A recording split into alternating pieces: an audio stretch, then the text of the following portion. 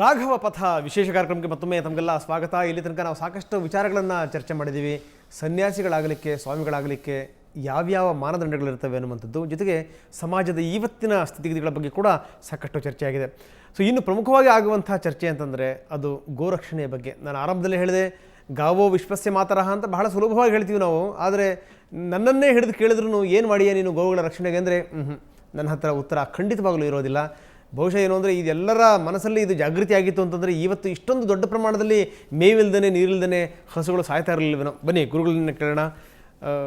ಗೋವಿನ ರಕ್ಷಣೆ, ಸೊ ಅದರ ಬಗ್ಗೆ ತಾವು ನಿರ್ಧಾರ ಮಾಡಿದ್ದು ಯಾವಾಗ ಅಂತ? ಸನ್ಯಾಸ ಸ್ವೀಕಾರ ಮಾಡಿದ ನಂತರನೇ ಇದು. ಆದರೆ ಮೊದಲಿಂದಲೂ ಗೋವಿನ ಬಗ್ಗೆ ಒಂದು ಮಿಡಿತ ನಮ್ಮಲ್ಲಿ ಇದ್ದೇ ಇತ್ತು, ಖಂಡಿತವಾಗಿತ್ತು, ಎಳೆಬಲ್ಲೇ ಇತ್ತು.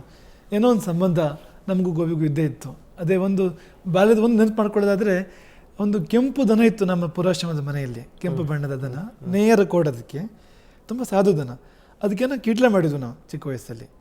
ಅದು ಕೋಡಿಂದ ಎತ್ಕೊಂಡಿತ್ತು ನಮ್ಮನ್ನ ಮೇಲೆ. ಸಾಧಾರಣವಾಗಿ ಎತ್ತಿ ಎಲ್ಲರೂ ಬಿಸಾಕ್ಬಿಡ್ಬೋದು, ಎಲ್ಲೋ ಕಲ್ಲು ಮೇಲೋ ಅಥವಾ ಮಣ್ಣು ಮೇಲೆ ಬಿಸಾಕ್ಬೋದು. ಅದು ಎಷ್ಟು ಮಮತೆ ಇತ್ತು ಅದಕ್ಕೆ ಅಂದರೆ, ಎತ್ಕೊಂಡು ಹಾಗೆ ಮುಂದಕ್ಕೆ ಹೋಗಿ ಅಡಿಕೆ ಸಿಪ್ಪೆ ರಾಶಿ, ಅದು ಮಿದುವಾಗಿರುತ್ತೆ ತುಂಬ, ಅದ್ರ ಮೇಲೆ ಹಾಕ್ತು. ಬಹುಶಃ ಅದೇನೋ ಒಂದು ಮಾತೃತ್ವದ ಸಂಬಂಧ ಇರಬೇಕು, ಅದು ಹಾಗೆ ಅನ್ಸುತ್ತೆ ನಮಗೆ. ಹಾಗಾಗಿ ಅಲ್ಲಿಂದಲೇ ಒಂದು ಮಿಡಿತ ಇದೆ ಅಂತ ನಾವು ಅಂದ್ಕೊಳ್ತೀವಿ ಗೋವಿನ ಬಗ್ಗೆ. ಮತ್ತು ಇದು ಒಂದು ಮಾತನ್ನು ಸ್ಪಷ್ಟವಾಗಿ ಹೇಳಬೇಕು ಅಂದರೆ, ಈ ಕಾರ್ಯನ ಜಾತಿಗಾಗಿ ಮಾಡಲಿಲ್ಲ, ಖ್ಯಾತಿಗಾಗಿ ಮಾಡಲಿಲ್ಲ, ಅದು ಪ್ರೀತಿಗಾಗಿ ಮಾಡಿದ್ದು. ಗೋವಿನ ಬಗ್ಗೆ ಪ್ರೀತಿಗಾಗಿ ಮಾಡಿದ್ದು. ನಮಗೇನು ಬೇರೆ ನಿರೀಕ್ಷೆ ಇರಲಿಲ್ಲ, ಈಗಲೂ ಕೂಡ ಇಲ್ಲ ಅಂತ. ಇದರಿಂದ ಏನೋ ಪ್ರಸಿದ್ಧಿ ಬರಬೇಕು ಅಂತಲೋ ಅಥವಾ ಇದರಿಂದ ಇನ್ನೇನೋ ಒಂದು ಆಗಬೇಕು ಅನ್ನೋ ನಿರೀಕ್ಷೆ ಇವತ್ತು ಕೂಡ ಇಲ್ಲ ಅಂತ. ಅದು ಪ್ರಚಾರ ಗೋವಿಗೆ ಸಿಗಬೇಕು. ನಮಗೆ ಸಿಗೋ ಪ್ರಚಾರದ ಬಗ್ಗೆ ನಮ್ಗೆ ಸಂಕೋಚ ಇದೆ ಈ ವಿಷಯದಲ್ಲಿ. ಪ್ರಚಾರ ಸಿಗಬೇಕಾಗಿದ್ದು ಗೋವಿಗೆ. ಯಾಕೆಂದರೆ ಮಾತಿಲ್ಲದೆ ಜೀವನೀಡಿ ಸೇವೆ ಮಾಡ್ತಕ್ಕಂಥ ಮಾತೆ ಅವಳು. ಒಂದೂ ಮಾತಾಡೋದಿಲ್ಲ, ಎಲ್ಲೂ ಅವಳ ಬಗ್ಗೆ ಯಾವ ಪ್ರಚಾರವೂ ಇಲ್ಲ. ಆದರೆ ನಮ್ಮ ಸರ್ವಸ್ವ ಅವಳಿಂದ ನಮಗೆ ಸಿಗುತ್ತೆ ಅಂತ. ಹಾಗಾಗಿ ಅವಳಿಗೆ ಪ್ರಚಾರ ಸಿಗಬೇಕು ಅಂತ ಅಂದ್ಕೊಡ್ತೀವಿ ನಾವು. ಗೋವುಗಳ ಬಗ್ಗೆ ನಾವು ಮಾತಾಡ್ತೀವಿ, ನಮಗೂ ಕೂಡ ಒಂದಷ್ಟು ಶ್ರದ್ಧೆ ಭಕ್ತಿ ಇರುತ್ತೆ. ಆದರೆ ಶ್ರದ್ಧೆ ಭಕ್ತಿಗಳು ಮಾತ್ರ ಸಾಲೋದಿಲ್ಲ ಅಂತ. ಸೊ ಇಂಥ ಸಂದರ್ಭದಲ್ಲಿ ಏನಾದರೂ ಮಾಡಬೇಕು, ಅದಕ್ಕೆ ಜಾಗೃತಿ ಮೂಡಿಸ್ಬೇಕು ಅಂತಂದರೆ ತಾವು ಒಂದು ದೊಡ್ಡ ಪ್ರಯತ್ನ ಕೈ ಹಾಕಿದ್ರಿ. ಡಾಕ್ಟರ್ ಗಿರಿಧರ್ ಕಜೆ ಅದನ್ನು ತೋರಿಸ್ತಾ ಇದ್ರು ನನಗೆ ಆ ಲಿಸ್ಟನ್ನು. ಅಂದರೆ ಆ ಲಿಸ್ಟ್ ಯಾವ ರೀತಿ ಸಿದ್ಧವಾಗಿದೆ ಅಂತಂದರೆ, ಬಹುಶಃ ಇಷ್ಟೊಂದು ಪ್ರಮಾಣದಲ್ಲಿ ಯೋಚನೆ ಮಾಡ್ಲಿಕ್ಕೆ ಸಾಧ್ಯವೋ ಅಂತ ಅನ್ಸುತ್ತೆ ನಮಗೆ ಅಂತ.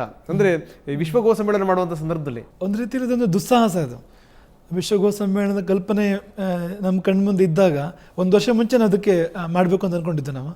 ಅನೇಕರು ದೊಡ್ಡ ದೊಡ್ಡ ಸಂಘಟಕರು ಕೂಡ ನಮಗೇನು ಹೇಳಿದ್ರು ಅಂದರೆ, ಇದಾಗತ್ತಾ ಅಂತ, ಇದು ಎಲ್ಲಿಗೆ ಹೋಗಿ ತಲುಪೋದು ಇದು ಅಂತ, ನೀವು ಇದ್ರ ಸಾಲ ಯಾವಾಗ ತೀರಿಸ್ತೀರಿ ವಿಶ್ವ ಗೋ ಸಮ್ಮೇಳನದ ಅನ್ನೋ ಪ್ರಶ್ನೆ ಎಲ್ಲ ಕೇಳಿದ್ದಾರೆ ನಮಗೆ. ಆದರೆ ನಮಗೆ ಅನಿಸಿದ್ದು ಒಂದೇ ಆಗ, ಅಂದರೆ ನಮ್ಮ ರಿಸಲ್ಟ್ ಓರಿಯೆಂಟೆಡ್ ಅಂತ ಹೇಳ್ತಾರಲ್ಲ, ಅಂದರೆ ಒಟ್ಟು ಆಗಬೇಕಾಗಿದ್ದು ಇದನ್ನು ತೀರ್ಮಾನ ನಾವು ಬರಬೇಕು ಅಂತ. ಅದು ಹೇಗೆ ಅನ್ನೋದು ಆಮೇಲೆ ವಿಷಯ. ಅದು ಇದು ಈ ಫಲಿತಾಂಶ ಬೇಕು ಅಂತ ಹಾಗೆ ಅಂದ್ಕೊಂಡು ನಾವು ಈ ಒಂದು ದುಸ್ಸಾಹಸಕ್ಕೆ ಕೈ ಹಾಕಿದ್ವು. ನಮಗೆ ಇವತ್ತು ತೃಪ್ತಿ ಇದೆ ಅದ್ರ ಬಗ್ಗೆ. ಯಾಕೆಂದರೆ ಹೊಸನಗರದ ರಾಮಚಂದ್ರಾಪುರ ಮಠ ಏನಿದೆ ವಿಶ್ವ ಗೋ ಸಮ್ಮೇಳನ ನಡೆದ ಸ್ಥಳ, ಅಲ್ಲಿ ಹತ್ತಿರದಲ್ಲಿ ಯಾವ ಏರ್ಪೋರ್ಟು ಇಲ್ಲ, ಯಾವ ರೈಲ್ವೆ ಸ್ಟೇಷನ್ ಕೂಡ ಹತ್ತಿರ ಇಲ್ಲ, ಅಲ್ಲಿ ಬಸ್ ಸ್ಟ್ಯಾಂಡ್ ಇಲ್ಲ, ಬಸ್ ಕೂಡ ಬರಲ್ಲ ಅಲ್ಲಿಗೆ. ಅಂಥ ಸ್ಥಳದಲ್ಲಿ ಕೇವಲ 9 ದಿನದಲ್ಲಿ 20 ಲಕ್ಷ ಜನ ಬಂದು ಹೋದರು. ಆ 9 ದಿನದಲ್ಲಿ ಬಂದು 20 ಲಕ್ಷ ಜನ ನಮ್ಮ ಶಿವಮೊಗ್ಗ ಜಿಲ್ಲೆನೋ ಕರ್ನಾಟಕ ರಾಜ್ಯನೋ ಅಥವಾ ಭಾರತದವರು ಮಾತ್ರ ಅಲ್ಲ, ಇಡೀ ವಿಶ್ವದಿಂದ ಬಂದು ಹೋದರು. ಒಂದು ಹೊಸ ಅಲೆ ಗೋವಿನ ಬಗ್ಗೆ ಹೇಳೋಕ್ಕೆ ಕಾರಣ ಆಯ್ತದು. ಆ ತೃಪ್ತಿ, ಆ ಸಂತೋಷ ನಮಗೆ ತುಂಬ ಇದೆ. ಯಾಕೆಂದರೆ ಜನ ಬರೋಲ್ಲಿ ಕಾರ್ಯಕ್ರಮ ಮಾಡೋದು ಬೇರೆ, ಕಾರ್ಯಕ್ರಮದ ಬಗ್ಗೆ ಆಕರ್ಷಣೆ ಜನ ಬರೋದು ಬೇರೆ. ಅದೇನು ಮಸಾಲೆ ಕಾರ್ಯಕ್ರಮ ಅಲ್ಲ ಜನ ಆ ಥರ ಬರೋದಕ್ಕೆ. ಜನ ಈಗೇನು ಇಷ್ಟಪಡ್ತಾರೆ, ಏನು ನಾವು ಅದನ್ನು ಮಸಾಲೆ ಅಂತ ಕರಿತೀವಿ ಅಂಥದ್ದು ಏನೂ ಇಲ್ಲ ಅದರಲ್ಲಿ. ಒಂದು ಕಾಸ್ ಅಷ್ಟೇ, ಒಂದು ಉದ್ದೇಶ ಮಾತ್ರ. ಅದಕ್ಕೆ ಅಷ್ಟೇ ಬಂದಿದ್ದ ಬಗ್ಗೆ ತುಂಬ ಸಂತೋಷ ಇದೆ. ಮತ್ತು ನಮಗೂ ತುಂಬ ತೃಪ್ತಿ ಇದೆ. ಅಂದರೆ ಈ ಒಂದು ವಿಷಯಕ್ಕೆ ಜೀವನ ಕೊಟ್ಕೊಂಡಿದ್ದಕ್ಕೆ, ಇದನ್ನು ಜೀವನದ ಲಕ್ಷ್ಯವಾಗಿ ಇಟ್ಕೊಂಡಿದ್ದಕ್ಕೆ ತುಂಬ ಅಲ್ಲ ಇಂಥ ವಿಚಾರಗಳಿಂದ ನೀವು ನಿಮ್ಮ ನಿರೀಕ್ಷೆಗಳನ್ನು ಮುಟ್ಟಿದ್ರಿ ಅಂತ ಅನಿಸುತ್ತಾ? ಇಲ್ಲ, ಖಂಡಿತ ಮುಟ್ಟಿರಲ್ಲ ನಾವು ನಮ್ಮ ನಿರೀಕ್ಷೆಗಳನ್ನು. ತುಂಬ ಅತೃಪ್ತಿ ಆ ಬಗ್ಗೆ ಇದೆ ಅಂತ. ಅಂದರೆ ದೊಡ್ಡ ಗುರಿ, ಆದರೆ ಅದು ಸಣ್ಣ ಹೆಜ್ಜೆ, ಅದು ಇಟ್ಟ ಹೆಜ್ಜೆ ತುಂಬ ಸಣ್ಣದದು. ಹಾಗಾಗಿ ನಾವೇನಾದ್ರು ಮಾಡಿದೀವಿ ನಮ್ಗೆ ಖಂಡಿತ ಅನ್ಸೋದಿಲ್ಲ, ತುಂಬ ಮಾಡಬೇಕಾದ್ದೇನು. ಯಾಕೆಂದರೆ ಇವತ್ತಿಗೂ ಕೂಡ ಒಂದು ಕಡೆಯಿಂದ ಗೋವುಗಳ ಪ್ರಾಣಹರಣ ಪ್ರತಿನಿತ್ಯ ಆಗ್ತಾ ಇದೆ, ಇನ್ನೊಂದು ಕಡೆಯಿಂದ ಗೋವುಗಳ ತಳಿ ಸಂಕರ, ಗೋವುಗಳ ಕೂಲಗಡಿಸ್ತಕ್ಕಂಥದ್ದು ಅದು ಇನ್ನೊಂದು ಕಡೆಯಿಂದ ಆಗ್ತಾ ಇದೆ. ಭಾರತ ಮಾತೆಗೆ ತುಂಬ ದೊಡ್ಡ ನಷ್ಟ ಆಗ್ತಾ ಇದೆ, ಭಾರತ ದೇಶಕ್ಕೆ ತುಂಬ ದೊಡ್ಡ ನಷ್ಟ ಆಗ್ತಾ ಇದೆ ಎರಡೂ ಕಡೆಯಿಂದ. ಒಂದು ಕಡೆಯಿಂದ ಗೋವುಗಳ ನಾಶ, ಇನ್ನೊಂದು ಕಡೆಯಿಂದ ಇರೋ ಗೋವುಗಳನ್ನು ಕೂಡ ಅದರ ರೂಪ ಕೆಡಿಸ್ತಕ್ಕಂಥದ್ದು. ಅದನ್ನು ಆ ಪ್ರಮಾಣದಲ್ಲಿ ತಡೆಗಟ್ಟಕ್ಕೆ ಸಾಧ್ಯ ಆಗಿಲ್ಲ ಅನ್ನೋ ಖೇದ ನಮಗಿದೆ. ವಿಶ್ವಮಂಗಲ ಗೋಗ್ರಾಮ ಯಾತ್ರೆ ಸುಮಾರು 8.5 ಕೋಟಿ ಹಸ್ತಾಕ್ಷರಗಳ ಸಂಗ್ರಹ ಆಯಿತು ಗೋವಿನ ಪರವಾಗಿ, ಗೋವನ್ನು ಉಳಿಸ್ಬೇಕು ಅಂತ. ರಾಷ್ಟ್ರಪತಿ ತನಕ ತಗೊಂಡು ಹೋದ್ರಿ. ಹೌದು, ಅದೊಂದು ವರ್ಲ್ಡ್ ರೆಕಾರ್ಡ್. ಅದೊಂದು ಅಷ್ಟು ದೊಡ್ಡ ಪ್ರಮಾಣದ ಒಂದು ಖಾಸಗಿ ಹಸ್ತಾಕ್ಷರ ಸಂಗ್ರಹ ಆಗಿದ್ದು ಎಲ್ಲೂ ಇಲ್ಲ ಅಂತ. ಆದರೆ ಖೇದ ಅಂದರೆ ಇನ್ನೂ ಕೂಡ ಅಂದರೆ ಅದು ನಿಂತಿಲ್ಲ ಅದು ಅಂತ ತಕ್ಕ ಮಟ್ಟಿನ ಸಮಾಧಾನ ಏನಂದರೆ ಎಷ್ಟೋ ರೈತರಲ್ಲಿ ಜಾಗೃತಿ ಆಗಿದೆ, ಎಷ್ಟೋ ಸಾಮಾಜಿಕರಲ್ಲಿ ಜಾಗೃತಿ ಆಗಿದೆ, ಜನಗಳಲ್ಲಿ ಜಾಗೃತಿ ಆಗಿದೆ, ಅದ್ರ ಬಗ್ಗೆ ಒಂದಷ್ಟು ಸಮಾಧಾನ ಇದೆ. ಆದರೆ ಗೋವನ್ನು ಜೀವನ ಜೊತೆ ಜೋಡಿಸ್ಬೇಕು. ಗೋವನ್ನು ಇವತ್ತು ಮರಣ ಜೊತೆ ಜೋಡಿಸಲಾಗಿದೆ. ಗೋವು ಮತ್ತು ನಾವು ಇದು ಹಿಂದಿನ ಕಾಲದ ವಿಷಯ, ಇದು ಹೀಗಿತ್ತು ಮೊದಲು. ಈಗ ಗೋವು ಮತ್ತು ಸಾವು ಅಂತ ಆಗ್ಬಿಟ್ಟಿದೆ ಅಂತ. ಯಾಕೆ ಇಂಥ ಒಂದು ಸ್ಥಿತಿ ಉದ್ಭವ ಆಗಿದೆ ಏನಾದರೂ ಹೇಳ್ತೀರಾ ಸ್ವಾಮೀಜಿ? ಯಾಕೆ?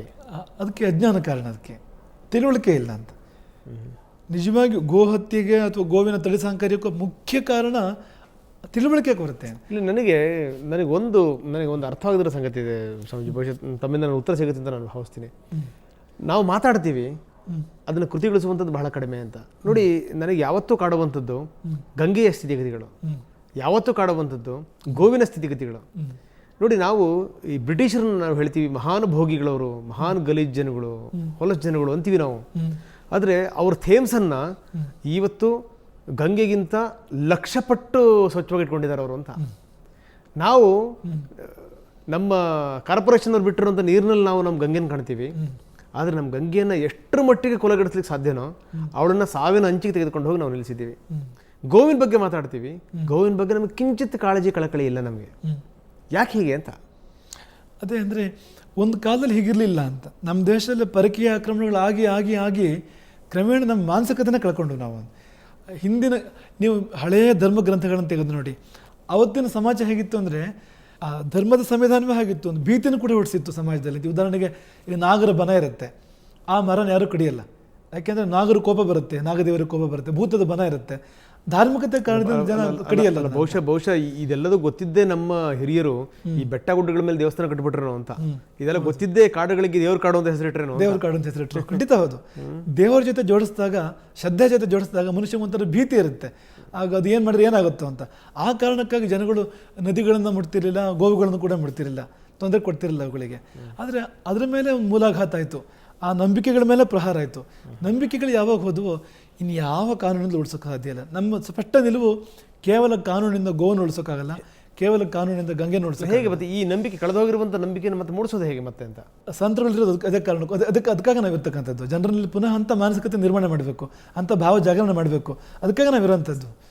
ಆ ಕೆಲಸ ನಾವು ಪರಿಣಾಮಕಾರಿ ಮಾಡಬೇಕು ಎಂದು ಕೂಡ ಅಂತ. ಸ್ವಾಮೀಜಿ, ಮತ್ತಷ್ಟು ನಾನು ನಿಮ್ಮ ಜೊತೆಗೆ ಚರ್ಚೆ ಮಾಡ್ತೀನಿ. ಇನ್ನಷ್ಟು ಸ್ವಾಮೀಜಿ ಜೊತೆಗೆ ಚರ್ಚೆ ಮಾಡೋಣ. ಅದಕ್ಕಿಂತ ಮೊದಲು ಮತ್ತೊಮ್ಮೆ ಪುಟ್ಟ ವಿರಾಮ.